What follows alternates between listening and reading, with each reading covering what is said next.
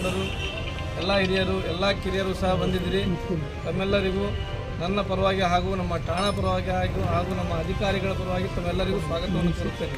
ಇವರೇ ನಮ್ಮ ಮಾಧ್ಯಮ ವರ್ಗದವರು ಸಹ ಬಂದಿದ್ದಾರೆ, ಮೀಡಿಯಾದವರು ಬಂದಿದ್ದಾರೆ, ಅವರಿಗೂ ಸ್ವಾಗತವನ್ನು ಕೋರುತ್ತಾ ಅವರಿವರು ಎಲ್ಲದೇ ಪ್ರತ್ಯಕ್ಷವಾಗಿ ಪರೋಕ್ಷವಾಗಿ ಯಾರೇ ಇರಲಿ ಎಲ್ಲರಿಗೂ ಸಹ ಸ್ವಾಗತವನ್ನು ಕೋರುತ್ತೇನೆ. ಪ್ರೊಫೆಸರ್ PS ಆದಂಥ ಅಜ್ಮೀರ್ ಸಾಹೇಬ್ ಮಾತಾಡ್ತಾರೆ. ಎಲ್ಲರಿಗೂ ನಮಸ್ಕಾರ. ಏನಪ್ಪ ಅಂತಂದರೆ ಸಾಹೇಬ್ರು ಹೇಳ್ದಂಗೆ ಒಂದೇ ತಿಂಗಳಲ್ಲಿ ರಂಜಾನ್ ಹಬ್ಬ ಮತ್ತು ಹೋಳಿ ಹಬ್ಬ ಬಂದಿರೋದ್ರಿಂದ ನಿಮಗೆ ಈ ಶಾಂತಿ ಸಭೆಗೆ ಎಲ್ಲರಿಗೂ ಕರೆದಿದೆ. ಎರಡೂ ಹಬ್ಬ ಎಟ್ ಎ ಟೈಮ್ ಒಂದೇ ಮಂತಲ್ಲಿರೋದ್ರಿಂದ ಏನಪ್ಪ ಅಂತಂದರೆ ಕೆಲವೊಂದು ಸ್ಥಳಗಳಲ್ಲಿ ಏನಪ್ಪ ಅಂದರೆ ಸಮಸ್ಯೆ ಉಂಟಾಗೋ ಚಾನ್ಸಸ್ ಇರ್ತದೆ. ಅದರ ಮುನ್ನೆಚ್ಚರಿಕೆ ತಗೊಳ್ಳೋಕ್ಕೋಸ್ಕರ ಮತ್ತು ನಿಮಗೂ ಸ್ವಲ್ಪ ಕೆಲವೊಂದು ಸೂಚನೆಗಳಿದಾವೆ, ಆ ಸೂಚನೆ ತಿಳಿಸ್ಬೇಕಂತೇಳಿ ನಾವಿಲ್ಲಿ ಪೀಸ್ಫುಲ್ ಮೀಟಿಂಗ್ ಕಂಡಕ್ಟ್ ಮಾಡಿರೋದು. ಅದ್ರ ಜೊತೆಯಲ್ಲಿ ಏನಪ್ಪ ಅಂತಂದರೆ ಪ್ರತಿ ವರ್ಷದಂತೆ ಹೋಳಿ ಹಬ್ಬ ಬರ್ತದೆ, ರಂಜಾನ್ ಹಬ್ಬ ಬರ್ತದೆ.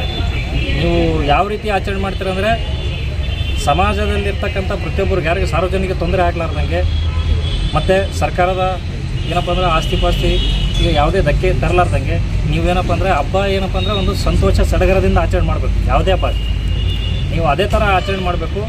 ಮತ್ತು ಏನಪ್ಪ ಅಂತಂದರೆ ಇನ್ನೊಬ್ಬರಿಗೆ ತೊಂದರೆ ಕೊಡಲಾರ್ದಂಗೆ ಮತ್ತು ಕಾನೂನನ್ನು ಕೈಗೆ ತೆಗೆದುಕೊಳ್ಳಾರ್ದೆ ಏನಪ್ಪ ಅಂದರೆ ಹಬ್ಬ ನೀವು ಆಚರಣೆ ಮಾಡಬೇಕು. ಪ್ರತಿ ಊರಲ್ಲಿ ಏನಪ್ಪ ಅಂತಂದರೆ ಅವರವರು ಸಂಬಂಧಪಟ್ಟಂತಹ ಏನಪ್ಪ ಅಂತಂದರೆ ಒಂದು ಗುಂಪುಗಳನ್ನು ಕಟ್ಕೊಂಡು ಏನಪ್ಪ ಅಂದರೆ ಈಗ ಹೋಲಿ ಹಬ್ಬ ಏನಪ್ಪ ಅಂದರೆ ಬಣ್ಣದ ಹಬ್ಬ ಇರ್ತದೆ. ಜಾಸ್ತಿ ಏನಪ್ಪ ಅಂದರೆ ಯುವಕರು ಇನ್ವಾಲ್ವ್ ಆಗಿ ಏನಪ್ಪ ಅಂತಂದರೆ ಈ ಬಣ್ಣದ ಹಬ್ಬ ಆಡ್ತಿರ್ತೀರಿ. ನಿಮ್ಮಲ್ಲಿ ಇರ್ತಕ್ಕಂಥ ಊರಲ್ಲಿ ಇರ್ತಕ್ಕಂಥ ಹೆಣ್ಮಕ್ಳಿಗಾಗಲಿ ಮತ್ತು ವಯಸ್ಸಾದವರು ಇರ್ತಾರೆ, ಅಂಥವ್ರಿಗೆ ಯಾವುದೇ ತೊಂದರೆ ಮಾಡೋಕ್ಕೆ ಹೋಗೋದು. ನೀವು ಹಬ್ಬ ಆಚರಣೆ ಮಾಡಿ ಸಂತೋಷದಿಂದ ಆಚರಣೆ ಮಾಡಿ ನಿಮ್ಮ ಏನಪ್ಪ ಅಂತಂದರೆ ನಿಮ್ಮ ಸಂತೋಷಕ್ಕೆ ನಾವೇನು ಯಾವತ್ತೂ ಅಡ್ಡಿಪಡಿಸಲ್ಲ. ಅದೊಂದು ಏನಪ್ಪ ಅಂದರೆ ನಿಮ್ಮಿಂದ ಬೇರೆಯವ್ರಿಗೆ ಯಾರಿಗೆ ತೊಂದರೆ ಆಗಬಾರ್ದು, ಮತ್ತು ಅದು ಅಂಥದ್ದೇನಾದರೂ ನಮಗೆ ಗೊತ್ತಾಯ್ತಪ್ಪ ಅಂದರೆ ನಾವು ಇಮಿಡಿಯೇಟ್ ಅವ್ರ ಮೇಲೆ ಆ್ಯಕ್ಷನ್ ತೊಗೋಬೇಕಾಗ್ತದೆ. ಅದ್ರ ಜೊತೆಗೆ ಏನಪ್ಪ ಅಂತಂದರೆ ವರ್ಷದಲ್ಲಿ ಒನ್ ಟೈಮ್ ಬರ್ತದೆ, ಖುಷಿಯಿಂದ ಹಬ್ಬವನ್ನು ಆಚರಣೆ ಮಾಡಿ ಅಂತ ಹೇಳ್ತಾ ನಮ್ಮ ಎರಡು ಮಾತುಗಳನ್ನು ಮುಗಿಸ್ತೇನೆ. ಎಲ್ಲ ರಂಜಾನ್ ಇರಲಿ, ಹೋಳಿ ಹಬ್ಬ ಇರಲಿ, ಶಾಂತಿಯುತವಾಗಿ ಆಚರಣೆ ಮಾಡಿ. ಆಗ್ಬೋದಾ? ಈ ಕಾರ್ಯಕ್ರಮಕ್ಕೆ ಬಂದು ಒಂದು ಹೆಲ್ಮೆಟ್ ಕಾರ್ಯಕ್ರಮ, ಅದ್ರ ಜೊತೆ ಯುಗಾದಿ ಹಬ್ಬ ಶಾಂತಿಯುತವಾಗಿ ಆಚರಣೆ ಮಾಡಿ. ಬೇವು ಬೆಲ್ಲ ತಿಂದ ಬಂಗಾರದಂಗಿರಿ, ನೀವು ಬಂಗಾರದಂಗಿದ್ರೆ ನಾವು ಇಲ್ಲಿ ಆರಾಮ ಶಾಂತಿ. ಇವೆಲ್ಲ ಜಗಳ ಆಡ್ಕೊಂಡು ಕೂತ್ರೆ ನಾವೆಲ್ಲ ಓಡಾಡಿ ನಾವು ಹಬ್ಬ ಇಲ್ಲ ಆಚರಣೆ ಏನು ಇಲ್ದಂಗೆ ಆಗ್ತದೆ. ನಾವು ಹಬ್ಬ ಗಿಬ್ಬ ಆಚರಣೆ ಮಾಡ್ಬೇಕು. ಪೊಲೀಸರಿಗೆ ಒಂದು ವರ್ಷ ಏನು ಮಾಡೋದು ತಣ್ಣಗಿದ್ಬಿಟ್ರಿ ನೋಡೋ ಇರ್ತೀರೇನ್ರಿ ಎಲ್ಲರೂ ತಣ್ಣಗಿದ್ರೆ ನಾವು ತಣ್ಣಗಿರ್ತೀವಿ. ನೀವು ಕಿರಿಕಿರಿ ಆದ್ರೆ ನಮಗೂ ಕಿರಿಕಿರಿ ಆದಂಗೆ.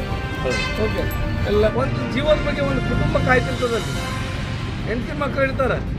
ನಾವು ನಾವೇನಾದ್ರು ಹೆಚ್ಚು ಕಡಿಮೆ ಮಾಡಿಕೊಂಡು ನಾವು ನಿರ್ಲಕ್ಷ್ಯ ವಹಿಸಿದರೆ ಸಮಸ್ಯೆ ಆಗೋದು ನಮ್ಮ ಹೆಂಡತಿ ಮಕ್ಕಳಿಗೆ, ಒಂದು ಕುಟುಂಬ ಅವಲಂಬಿತ ಆಗಿರ್ತದಲ್ಲಿ.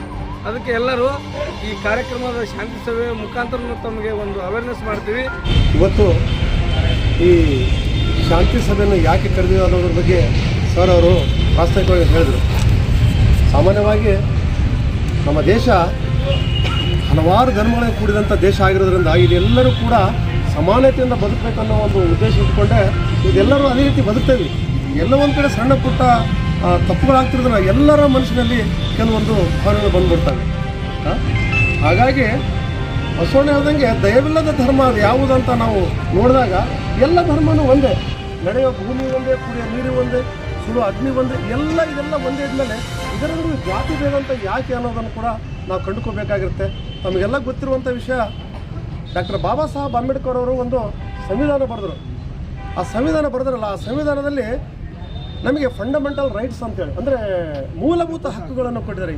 ಅವು ಏನೇನು ಅನ್ನೋದ್ರ ಬಗ್ಗೆ ಸ್ವಲ್ಪ ನಾವು ಅಧ್ಯಯನ ಮಾಡಿದ್ರೆ ಗೊತ್ತಾಗುತ್ತೆ ನಮ್ಮ ಜೀವನ ಹೆಂಗೆ ಬದುಕಬೇಕು, ಈ ಸಮಾಜದಲ್ಲಿ ಎಲ್ಲರೊಂದಿಗೆ ಕೋಮು ಸೌಹಾರ್ದತೆಗೆ ನಾವು ಯಾವ ರೀತಿ ಬದುಕಬೇಕು ಅನ್ನೋದು ಕಲಿಸಿಕೊಡುತ್ತೆ. ನೋಡಿದರೆ ಎಲ್ಲದೂ ಕೊಟ್ಟಿದೆ.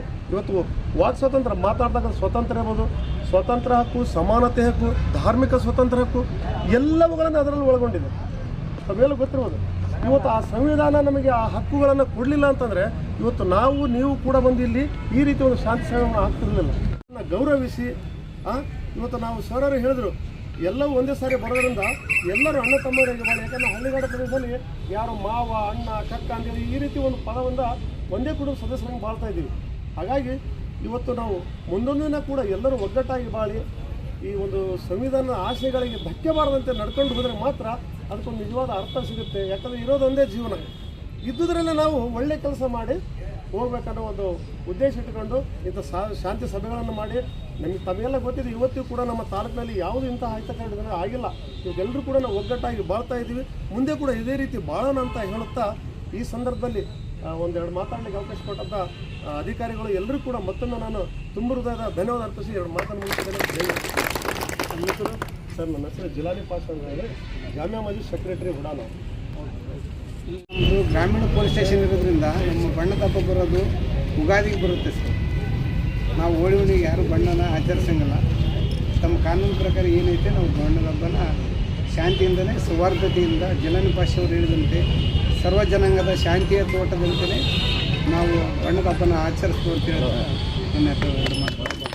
ರಂಜಾನ್ ಹಬ್ಬದ ಪ್ರಯುಕ್ತ ನಮ್ಮ ಸಿಂಧನೂರು ಉಪವಿಭಾಗದ ವತಿಯಿಂದ ನಮ್ಮ ಠಾಣೆಯಲ್ಲಿ ಶಾಂತಿ ಸಭೆಯನ್ನು ಏರ್ಪಡಿಸಿದ್ದು.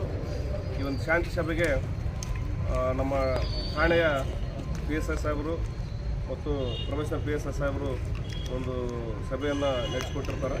ಅದೇ ರೀತಿಯಾಗಿ ವಿವಿಧ ಹಳ್ಳಿಗಳಿಂದ 89 ಹಳ್ಳಿಗಳಿಂದ ವಿವಿಧ ಹಳ್ಳಿಗಳಿಂದ ಬಂದಿರತಕ್ಕಂಥ ಎಲ್ಲ ಸಮಾಜದ ಸಾರ್ವಜನಿಕ ಬಂಧುಗಳು ಬಂದಿರ್ತೀರಿ.